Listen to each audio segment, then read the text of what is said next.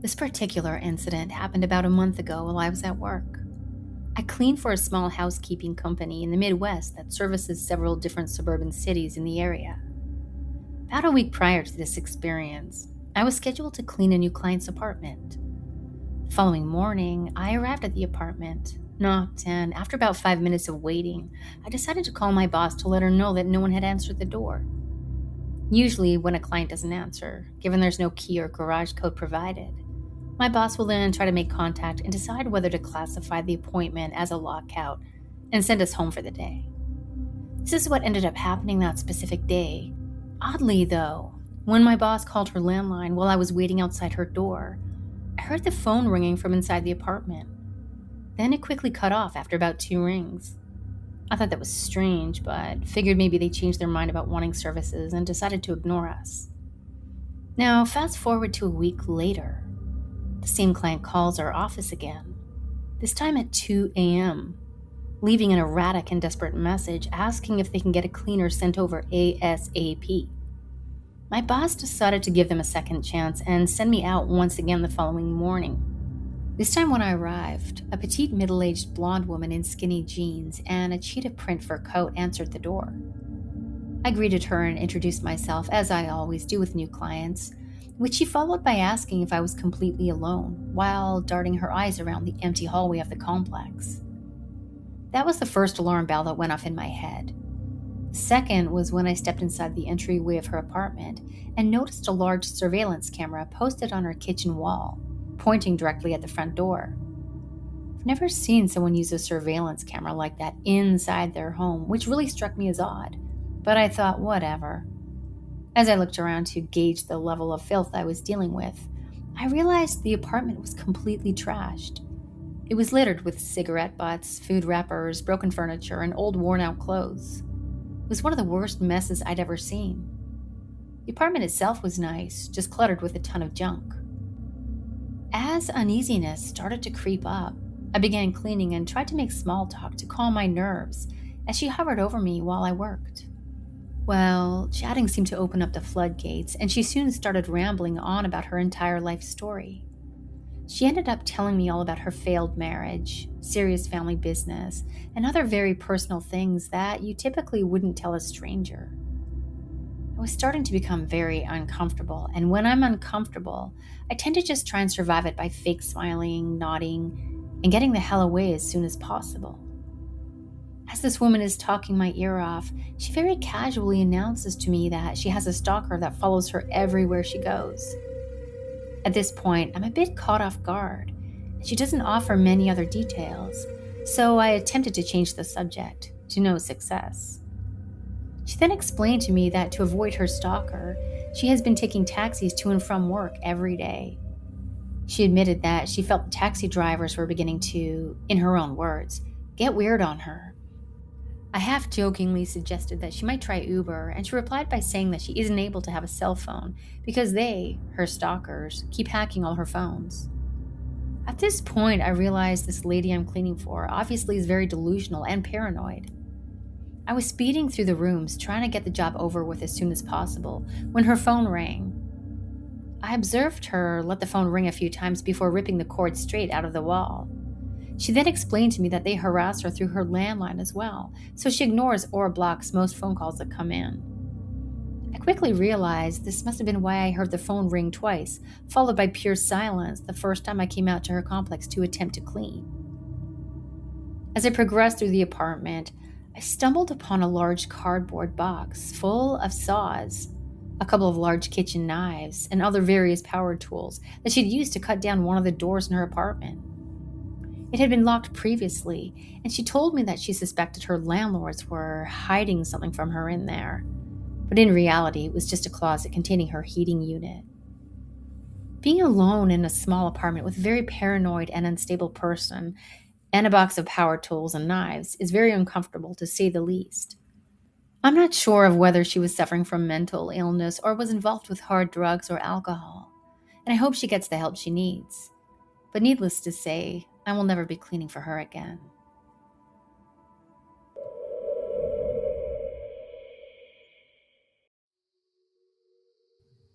Years ago, I worked as a cleaner in first residential, then moved to commercial, mostly doing office buildings. I didn't apply for contracts with larger buildings with multiple floors because it was just myself, but rather small businesses, real estate offices, some law offices, and lobby areas type thing. One of the contracts I did get was a 2-story office building on the smaller side that mostly housed those in the financial world, accountants and whatnot. Many of the offices could be rented by the week or a day type thing, and management just really wanted them to be maintained. Everything wiped down, garbages taken out, floors, etc. Pretty basic, and the money was pretty good. I had this one office building down to a fine art and found it quite peaceful to work at. Now, this was typically a night shift position, but I had things mostly wrapped up by 11 p.m., sometimes midnight, depending on the level of clutter and whatnot. I don't mind this night shift so much, meaning I don't usually get scared. There are a few late night convenience stores and coffee shops nearby, so I never feel isolated and alone. One night, I was doing my usual clean at this office and was about halfway through when I heard a door slam. Now, I do work with headphones in, but I keep the volume not so high, as I do like to be aware of my surroundings. I took them off to be sure of what I heard, and sure enough, I heard another noise, like a heavy object slamming to the ground or something. I stopped what I was doing and went to cautiously investigate. I was told prior to taking this particular job that there may be the odd time a worker forgot something and used a key late at night to grab it. But usually they make themselves known. I'm already on the first floor as I started on the second floor, and I usually like to work my way out. I walk down the hallway and try and find out the source of the noise. I called out, "Hello." Nothing. I walked around and heard another rattling sound coming from one of the rooms, but I couldn't quite put my finger on where it was coming from. I called out again, "Hello, housekeeping." I walked toward the area where the rattling noise seemed to come from, and I realized it was the men's washroom. I waited a minute and then slowly opened the door a crack when I didn't really hear much.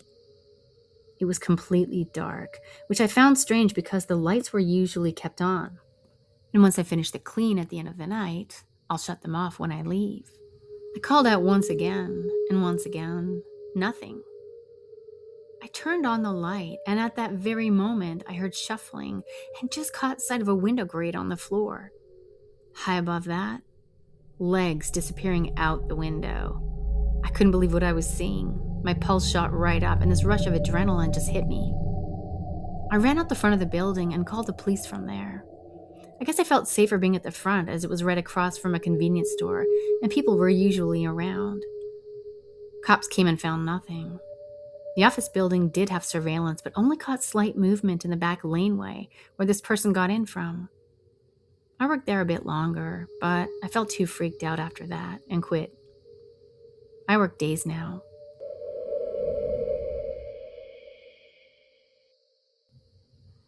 This happened 8 years ago when I was 18. I took some extra work as a house cleaner at the time and had about 4 or 5 regular clients. Let me tell you about this one lady I cleaned for. She was nice, would give me the rundown of what needed to be done, all the tasks. Then she would like to give me space and go visit her neighbor and have coffee while I cleaned. It's kind of nice. It always alleviates some sort of pressure when they're not hovering over you and watching your every move. Anyways, in one of the rooms of this house, there's this collection of really creepy dolls that this woman has. Some new dolls, some very old, but all of them need a little dusting. Well, one of the dolls in particular stands out to me because it's not with the usual collection. It's by itself, on a chair in another room. It's a plump baby doll with hardly any hair, a cracked face and head, and a little apron and baby shorts or something. It would always creep me out, and of course, now I know why. There's something about those eyes in this baby doll that seemed to be the source of the creepiness. Hollow and dark. I know the whole creepy doll thing is so cliche, but I always felt like I was being watched when I was cleaning that room. One day, I'm cleaning the room this doll is in, and while I moved to the little side bathroom, I had to back up my steps as this doll's head was turned in my direction. Now, I do not believe in haunted dolls or anything of that nature, but this caught my attention. Head is usually straight ahead with the body. I had to ask myself if maybe it had just been repositioned and I just hadn't noticed when I came in. I walked over to the doll, and as I got closer, I heard something like a mechanism making a small noise, like electrical or something. I looked closer, and through the crack of the top of the baby doll's head, I caught sight of a small light. Aha, bingo, a camera. I was being watched. Now, I'm all for surveillance and everything. This was kind of weird.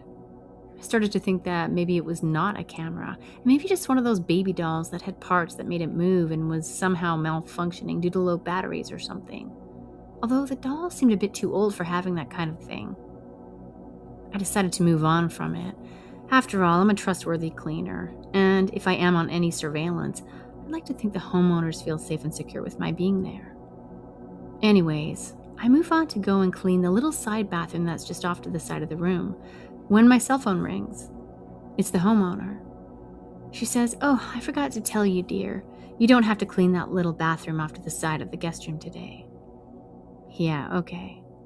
Not sure if she was really at her neighbor's or somewhere else. But wherever she was watching me.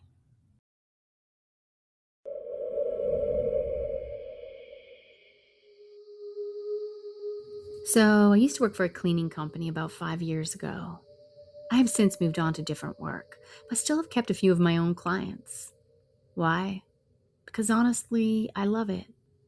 But the experience that I had with this cleaning company had me realizing the potential dangers when you're not able to choose your own clients.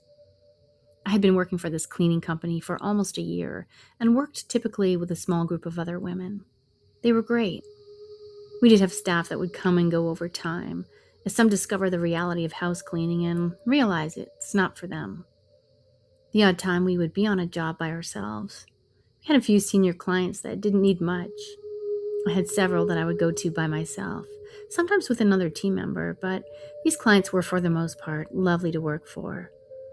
All in all, it was a pretty good job while I was planning my life. One day, a call came in for a new cleaning client. It was for an older gentleman who needed some help, and he lived a little further out than our usual route. But he was still within our area, and so the company accepted the work. It was apparently just enough for one person. Well, this particular day we had several staff members call in sick anyways, so I was assigned to take this on. To say that he was located a little beyond our usual route was an understatement. Yes, he was rural, but I was seemingly driving on this little road where houses were becoming more and more sparse, as it got to the point where I pulled over to double-check the address. Turns out it was on my next right. I could see a faded address that was worn at the entrance of this long driveway that seemed more like a country road lined with trees. I guess he liked seclusion. It led to a small rancher, a little run down, but the front was clear of clutter and whatnot. When I parked, though, I noticed that there was no car. But then I did notice that off to the side of the house, parked a little further away, was a full-size pickup truck. I couldn't see it first behind the mess of trees, but sure enough, it was an F-150 or something like that. It just didn't seem to fit the description of an older man, and for some reason my stomach did a little flip-flop, like a newly found awareness. I walked up to the door, knocked a few times, when I heard some shuffling coming from inside. I was at the door for a minute or so and thought, okay, this guy is older, and just taking his time navigating to the door. No problem. The door opens, and surprisingly, this man looks to be more in his late 40s, early 50s at most. Not so much the older gentleman I was expecting. His clothes looked dirty, and he himself was quite disheveled in appearance. We exchanged a handshake with our introductions, but his hand seemed to linger, as did his eyes. There was just something there. Maybe he was lonely. I don't know. Rather than reading into anything and unnecessarily freaking myself out, I kept it business. He might have come across as creepy. Okay, majorly creepy, but nonetheless, he looked like he did need help with his place. I set to work and got the dusting, kitchen, and bathrooms done. There were a few times in the kitchen I felt like he was watching me. You know that feeling that someone is right behind you or something like that? I turned around, and he was right there, leaning in the doorway, staring with wide, vacant eyes. Eyes that held a glimmer, like he was really enjoying watching a woman clean his house. Pretty weird. I was just pulling out the vacuum when he called me into one of the rooms and asked me if I could help him reach down an item from his bedroom closet. He had a stepladder already set up. It's one of those ladders with just 2 or 3 steps type thing, so I didn't really mind too much, except for the fact that this man was being really creepy. I just thought I would quickly grab what he needed and do the floors and get out of there. I had creep vibes this whole time, and when I heard his voice calling me from his bedroom, I don't know. So I stand on the ladder and ask him again to please confirm what I'm to bring down for him. It's a shoebox he would like, and was a little too far back on the shelf. He said he would go on the ladder himself, but suffers from vertigo, even just at one step. So I'm standing there just navigating this shoebox, which as it turns out is heavier than expected, when I feel his hands on the side of my hips, and I of course flinch. I whip my head around and he says, let me keep you steady there. I don't want you to fall on my account. He wasn't even looking up at me while he said this, just staring up and down at my body. I quickly told him, no, I'm good. Took one of his hands and physically moved his one lingering hand away. He laughed nervously, as if trying to cover his advances and portray his intentions as innocent. Gave him a little stern look as if to say, yeah, don't try that again. Handed him his box and headed back to vacuum. Let's just say I did the floors and finished cleaning this place in record time. I was just packing up and getting ready to go when he said, hang on, my wife used to like to tip. That's funny, I thought. There was no mention of a wife. That's okay, I said. There's really no need. No, I insist. You did such a great job. Just stay there. I have a can of cash around here. Somewhere. Oh, brother, I thought. I told him I was just going to bring my stuff to the car. I had my arms full of cleaning gear, just making my way out the door when he calls out, here it is. He was waving something in his hands, and just as I'm seeing this, I notice his belt is undone and hanging out. Thanks so much, I said. Let me just put this stuff in the car. I fast walked to the car, shoved everything in the back seat, and drove off without looking back. Now, maybe it's wrong to think this way, but I really think this guy portrays himself as an older man in need of help in order to get female cleaners to come out to his house and watch them. Couldn't help but shake the appearance of that truck parked off to the side, almost out of view. It looked shiny and well-maintained, and while I don't think it was lifted, it was a full-size truck and seemed as if it would be a challenge for this older man who seemed to struggle with a small stepladder. I don't know, but I did report this to our admin as a sketchy situation. There was actually a subsequent background check done with this fellow and the truck that had been associated with this address. There was never any wife, and the license plates checked out. He was a registered sex offender.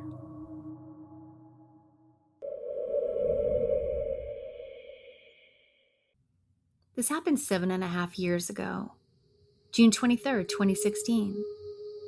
I had been cleaning out the house that I had been renting for a year, and the year was almost up.